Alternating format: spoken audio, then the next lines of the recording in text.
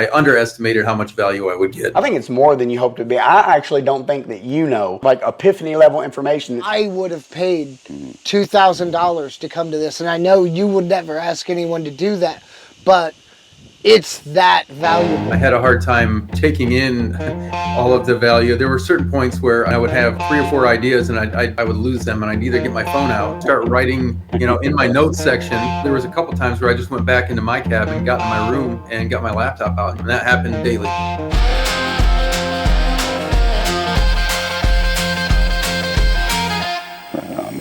We're gonna break your chains, man, 'cause it's time you take the gains, man.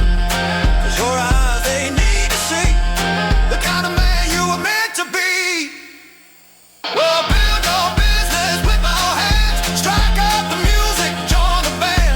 Let life throw at you what it can. Be a bulletproof handyman. Whenever I signed up for this event, I was hopeful for a chance to network and learn, have a good time. Didn't try to sell us on anything. It was just a time to meet one another, share stories, try to help each other grow. My name is Britton, Crawford Contracting. My name is Adrian Moeller, owner of 𝗪𝗪𝗪𝗏. My name is Robbie, owner of RobertOwensHandyman.com, creator of Home Pros Mindset. I'm 𝗪𝗪𝗔𝗍𝗪. I'm the helper. My name is Bob Belts, Belts Concrete and Home Solutions. My name's Jerry. I run Suburban Specialties. My name is Matthew Richards, full service handyman, Dayton, Ohio. My name is Troy. I run the Denton Handyman, the Denton, Texas area. I'm a husband and a father and an avid DIYer. I identify as a Christian and a father. A pastor, a minister. A follower of Christ, husband, father of 3, learning how to be a better handyman. From banking and finance to, for a little over 20 years, AJ's Handyman Service and Fencing. We're transplants from the state of California to the beautiful state of Tennessee. One of the reasons to move to Tennessee was to take over this family business with my sister. I transitioned into sales. Didn't go the way that I had planned. I lost my brother the day I left California, and in that I lost a bit of myself. Perhaps a bit of a midlife crisis in all of this. I'm 50 years old. I went from $330,000 to 2024, $50,000 of top line revenue. It hurts having to ask my wife, my bride, to go back to work with young children in the home. That wasn't the plan. With my old email, Handyman AJ, handyman work kept coming up. Hey, do you do handyman work? Hey, do you do handyman work? And I'm going, no, not anymore. And then finally going, maybe this is what I'm supposed to be doing. Left the recruiting business 2 months ago. The handyman business is sustaining the family. They were basically deciding when I spent time with my family and what I did with my family and what holidays I was there and what time I was there, and if I had 3 hours at night to see them before bed, or I wasn't the father, I wasn't the one in charge. The company was. Working for a large corporation, yeah, I didn't want to do that. I want to be a father. I think it's the greatest thing you can be, a good father and a good husband. Teach very good morals, values, and virtues. The life that was provided me by my W-2 job was a facsimile of what my life could be like if I was in control. Finding you and the channel and the right partner, I finally got to that point to where everything was lining up, and I thought, okay, this is possible. I have, Ray and the other people in the Facebook group and on the YouTube live streams to talk to and bounce ideas off of. I have a partner at home that's supportive. All the stars aligned, and I finally thought, okay, this, if it's not now, it's never. Never thought I would be doing handyman work. For 42 years, I've been a pastor, a minister, built most of my life around helping people and trying to honor God because He's given me so much. It's an extension, I've discovered, of helping people. So for me, it's not just about making money. It's not just about having a job. It's truly about helping people. Yeah. And as I help them, they're helping me. I get out of bed in the morning every day to provide a better life for my family. And I am just extremely passionate about whenever I can take something that seems impossible and come up with a beautiful and functional solution. I was working a full-time job in explosive safety, doing the handyman business part-time, and then I stumbled upon Bulletproof Handyman channel, and I was like, you know what? I can do that. And you laid out a program that seemed very easy to follow. So I just followed the steps, just step 1, step 2, step 3. And I had the courage and the confidence to just all right, do these little baby steps and see what happens. And then I realized, wow, this is doable. This is something that I can do. And I quit my full-time job. It only took about 2 months of doing it part-time before I was like, I could do this full-time, only work 4 hours a day and make the same amount of money as I am as an explosive safety, working 8 hours a day.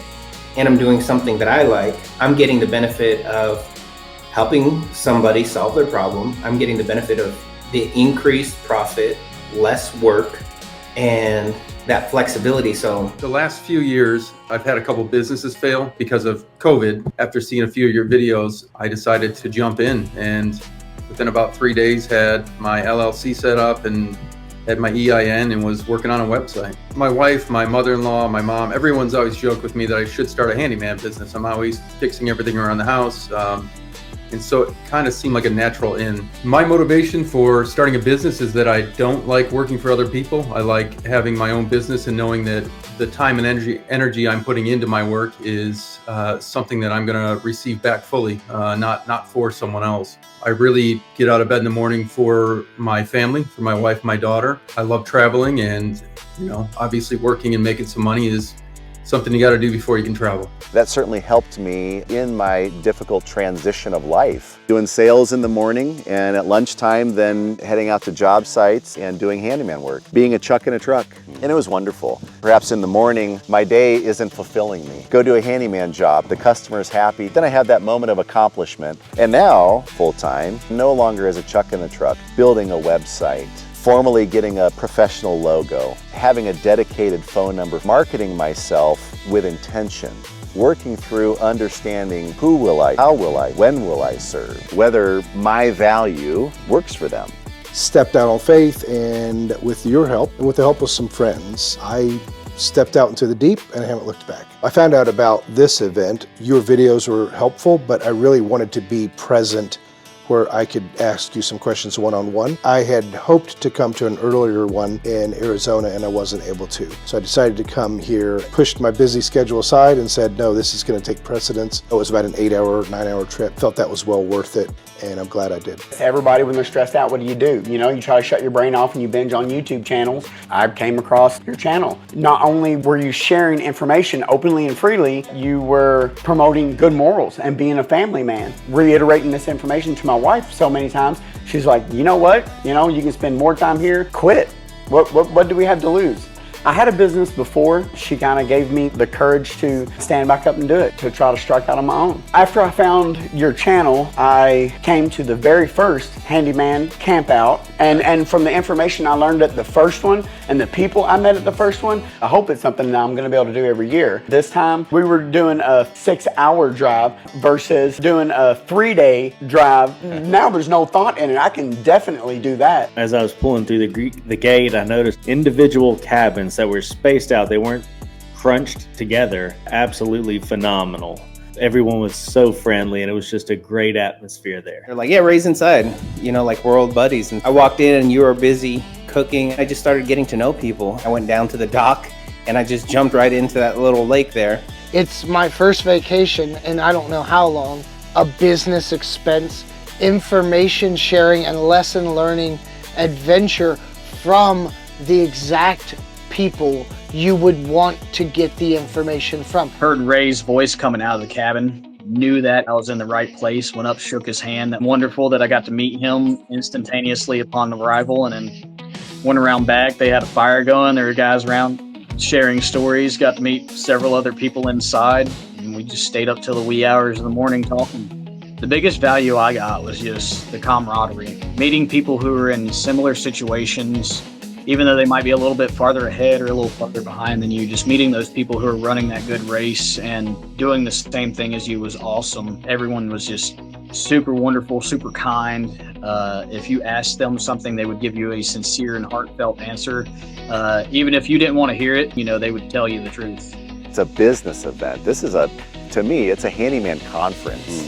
This is a conference. This is an opportunity from a networking perspective, a training perspective, a marketing perspective. There was never an awkward silence moment. And every one of these is exactly like that. Yeah. Everyone starts talking immediately. Yeah.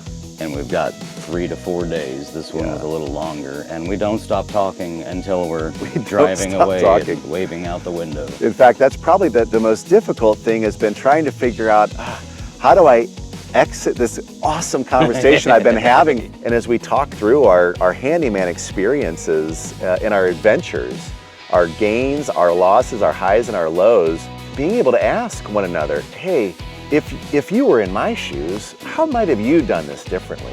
Boy, what a blessing. Yeah. We're and all getting some super sincere, different super sincere answers.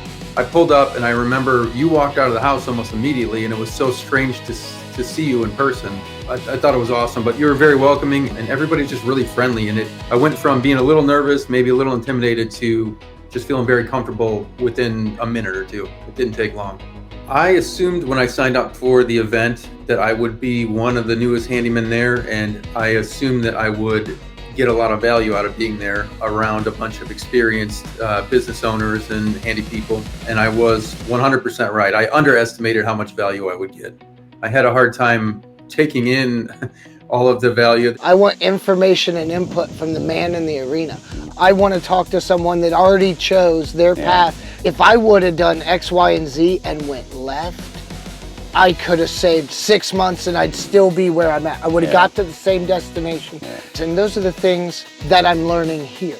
Pay attention to this community in particular. I feel like has a lot of value. They're all willing to help. To anyone that's thinking about starting a handyman business, there's no reason not to give it a shot.